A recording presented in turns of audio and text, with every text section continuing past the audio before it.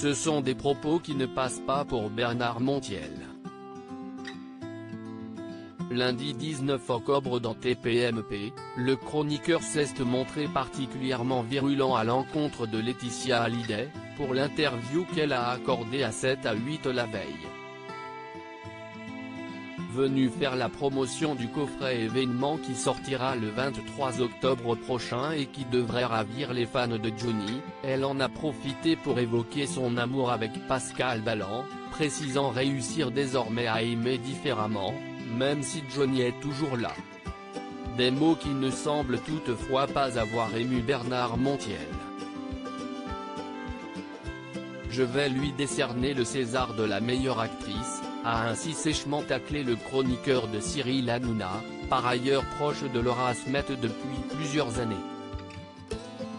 Déjà, elle a pas la même voix dans la vie, il faut avouer que c'est extrêmement émouvant si on se laisse piéger.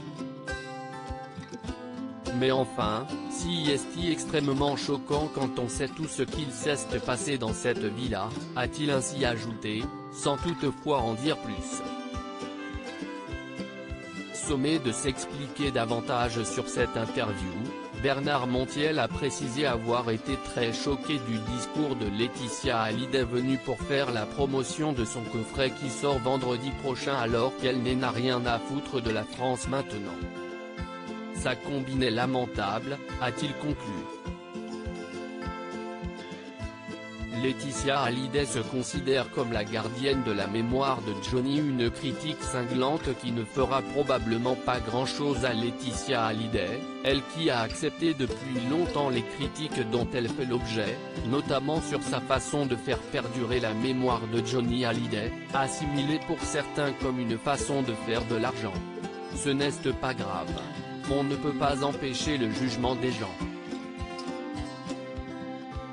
C'est aussi la vie de Johnny qui a suscité autant de fabulations et c'est l'histoire de toute sa vie. Encore une fois, je ne dénigre pas cette curiosité et ce jugement, je l'accepte, a-t-elle précisé sur TF1, estimant avoir désormais le devoir de continuer de le faire vivre. Je travaille sur sa mémoire dont je suis un peu la gardienne, a-t-elle assumé.